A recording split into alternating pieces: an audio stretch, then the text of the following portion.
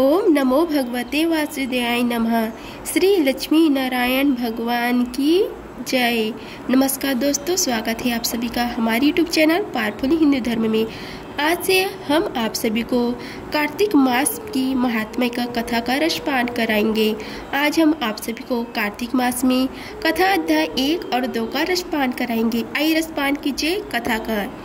मैं सुमिरन करूँ माता शारदा, बैठे जिह्वा आए, कार्तिक मास की कथा लिखे कमल हर्षाए। नवश्र तीर्थ में श्री सूत जी ने 28,000 सनक आदि ऋषियों से कहा, अब मैं आपको कार्तिक मास की कथा का विस्तार पूर्वक सुनाता हूँ, जिसका श्रवण करने से मनुष्य के सभी पाप नष्ट हो जाते हैं और अंत समय में वैकुंठ धाम की प्राप्ति हो जाती है। श्री सूत जी ने कहा, श्री कृष्ण जी से अनुमति लेकर देवर्षि नारद के चले जाने के पश्चात सत्यभामा प्रसन्न होकर भगवान कृष्ण से बोले, हे प्रभु, मैं धन्य हुई, मेरा जन्म सफल हुआ। मुझ जैसे त्रैलोक की सुंदरी के जन्मदाता भी धन्य हैं। जो आपकी 16,000 स्त्रियों के बीच मैं आपकी परम प्यारी पत्नी बनी। मैंने आपके साथ नारद जी को वह कल्पवृक्ष आदि पुरुष विधि पूर्वक दान में दिया, परंतु वही कल्पवृक्ष मेरे घर लहरा रहा करता है। यह बात मृत्यु लोक में किसी स्त्री को ज्ञात नहीं है। हे त्रिलोक के नाथ, मैं आपसे कुछ पूछने की इच्छुक हूँ। आप मुझे कृपा करके कार्तिक महात्मा की कथा विस्तार पूर्वक सुनाइए, जिसको सुनकर मेरा हित हो और जिसके करने से कल्प पर्यंत भी आप मुझसे विमुख न हो। श्री सूत जी आगे बोले। सत्यभामा के ऐसे वचन सुनकर श्री कृष्ण ने हंसते हुए सत्यभामा का हाथ पकड़ा और अपने सेवकों को वहीं रुकने के लिए कहकर विलास युक्त अपनी पत्नी को कल्पवृक्ष के नीचे ले गई। फिर हंसकर बोली, हे प्रिय, 16,000 रानियों में से तुम मुझे प्राणों की समान प्यारी हो। तुम्हारे लिए मैंने इंद्र एवं देवताओं से विरोध किया था। हे कांते, जो बात तुमने मुझसे पूछी है उसे सुनो।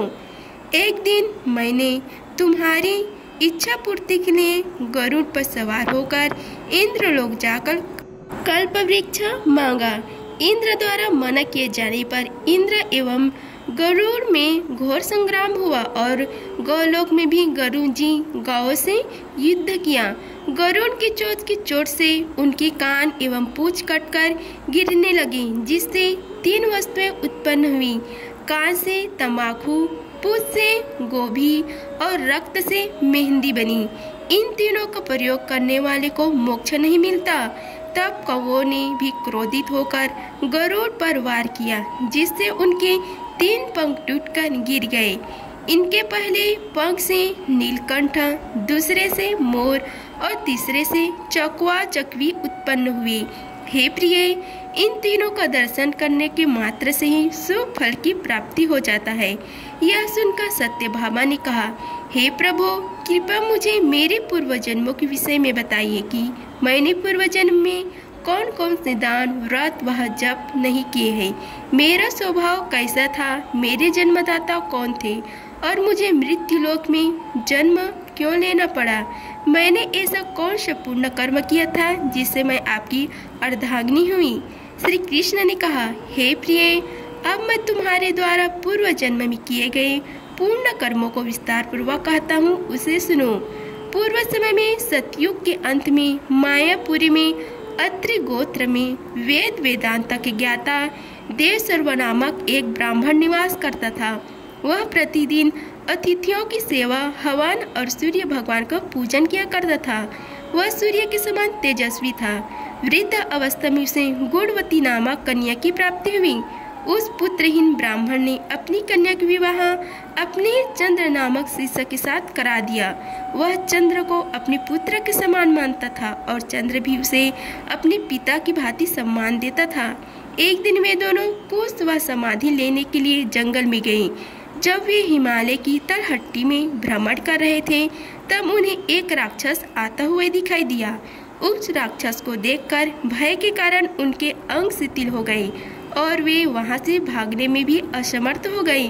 तब उस काल के समान राक्षस ने उन दोनों को मार डाला। चूँकि वे धर्मात्मा थे, इसलिए मेरे प्रसाद उन्हें मेरे वैकुंठ धाम मेरे पास ले आए। उन दोनों द्वारा आजीवन सूर्य भगवान की पूजा किए जाने के कारण मैं दोनों पर अति प्रसन्न हुआ। गणेश जी, शिव जी, सूर्य वह देवी, इन सब की पूजा करने वाले मनुष्य को स्वर्ग की प्राप्ति होती है। मैं एक होता हुआ भी काल और कर्मों के भेद से 5 प्रकार का होता हूँ। जैसे एक देवदत्त, पिता, भ्राता आदि नामों से पुकारा जाता है। जब वे दोनों विमान पर अड़ुर होकर सूर्य के समान तेजस्वी रूपवान चंदन की माला धारण किए हुए मेरे भवन आए तो वे दिव्य भोगों को भोगने लगे। इस प्रकार कार्तिक मास में कथा अध्याय 2 का समाप्त हुआ। आइए रसपान कीजिए कथा अध्याय 2 का।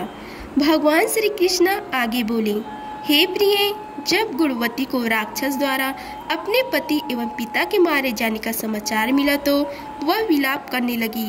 हे नाथ, हे पिता, मुझको त्याग कर तुम कहाँ चले गए? मैं अकेली स्त्री तुम्हारे बिना अब क्या करूं? अब मेरे भोजन, वस्त्र आदि की व्यवस्था कौन करेगा?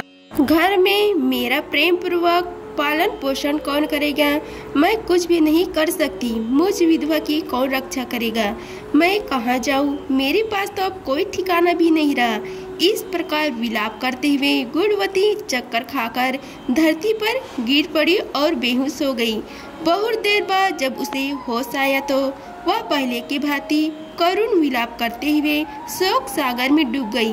कुछ समय के पश्चात जब वह संभली तो उसे ध्यान आया कि पिता और पति की मृत्यु के बाद मुझे उनकी क्रिया करनी चाहिए जिससे उनके गति हो सकी। इसलिए उसने अपने घर का सारा सामान बेच दिया और उससे प्राप्त धन से उसने अपने पिता एवं पति का श्राद्ध आदि कर्म किया।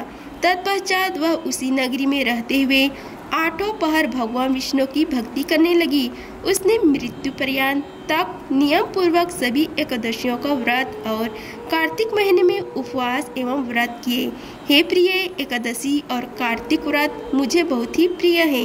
इनसे मुक्ति, भुक्ति, पुत्र तथा संपत्ति प्राप्त होती है। कार्तिक मास में जब तुला राशि पर सूर्य आता है तब ब्रह्म मुहूर्त में उठकर स्नान करने वह व्रत व उपवास करने वाले मनुष्य मुझे बहुत प्रिय है, क्योंकि यदि उन्होंने पाप भी किए हो तो भी स्नान व व्रत के प्रभाव से उन्हें मोक्ष की प्राप्ति हो जाता है। कार्तिक मास में स्नान, जागरण, दीपदान तथा तुलसी के पौधे की रक्षा करने वाले मनुष्य साक्षात भगवान विष्णु के समान हैं। कार्तिक मास में मंदिर में झाड़ू लगाने वाले, स्वास्तिक बनाने वाले तथा भगवान विष्णु की पूजा करने वाले मनुष्य जन्म मरण के चक्कर से छुटकारा पा जा सकते हैं। यह सुनकर गुणवती भी प्रतिवर्ष श्रद्धा पूर्वक कार्तिक का व्रत और भगवान विष्णु की पूजा करने लगी। हे प्रिय, एक बार उसे ज्वर हो गया और वह बहुत कमजोर भी हो गई। फिर भी वह किसी प्रकार गंगा स्नान के लिए चली गई। गंगा तक तो वह पहुंच गई, परंतु शीत के कारण वह बुरी तरह से कांप रही थी। इस कारण वह शिथिल हो गई। तब मेरे भगवान विष्णु दूत उसे मेरे धाम ले आए। तत्पश्चात ब्रह्म आदि देवता की प्रार्थना पर जब मैंने कृष्ण का अवतार लिया तो मेरे गण भी मेरे साथ इस पृथ्वी पर आए, जो इस समय यादव है। तुम्हारे पिता पूर्व जन्म में देव शर्मा थे तो इस समय सत्रजीत हैं। पूर्व जन्म में चंद शर्मा जो तुम्हारा पति था वह डाकू है, और हे देवी, तुम ही वह गुणवती है। कार्तिक व्रत के प्रभाव के कारण ही तुम मेरी अर्धांगिनी हुई। पूर्व जन्म में तुमने मेरे मंदिर के द्वार पर तुलसी का पौधा लगाया था। इस समय वह तेरे महलों के आंगन में कल्प वृक्ष के रूप में विद्यमान है। उस जन्म में जो तुमने दीपदान किया था उसी कारण तुम्हारी देह इतनी सुंदर है और तुम्हारे घर में साक्षात लक्ष्मी का वास है। चूँकि तुमने पूर्व जन्म में अपने सभी व्रतों का फल पति स्वरूप विष्णु को अर्पित किया था, उसी के प्रभाव से इस जन्म में तुम मेरी प्रिय पत्नी हुई। पूर्व जन्म में तुमने नियम पूर्वक जो कार्तिक मास का व्रत किया था उसी कारण मेरा और तुम्हारा कभी वियोग नहीं होगा। इस प्रकार कार्तिक मास में व्रत आदि करने वाले मनुष्य मुझे तुम्हारे समान प्रिय हैं। दूसरे जप तप यज्ञ दान आदि करने से प्राप्त फल कार्तिक मास में किए गए व्रत के फल से बहुत थोड़ा होता है, अर्थात कार्तिक मास के व्रतों का 16वां भाग भी नहीं होता। इस प्रकार सत्यभामा भगवान श्री कृष्ण के मुख से अपने पूर्व जन्म के पुण्य का प्रभाव सुनकर बहुत प्रसन्न हुई। इति श्री कार्तिक महात्मा में कथा अध्याय 2 का समाप्त हुआ। अगर आप सभी को हमारी वीडियो अच्छी लगी होगी तो वीडियो को लाइक कीजिए, चैनल को सब्सक्राइब कीजिए और कमेंट बॉक्स में ओम नमो भगवते वासुदेवाय लिखिए। धन्यवाद। मिलते हैं अगले वीडियो में, तब तक के लिए जय श्री राधे कृष्णा।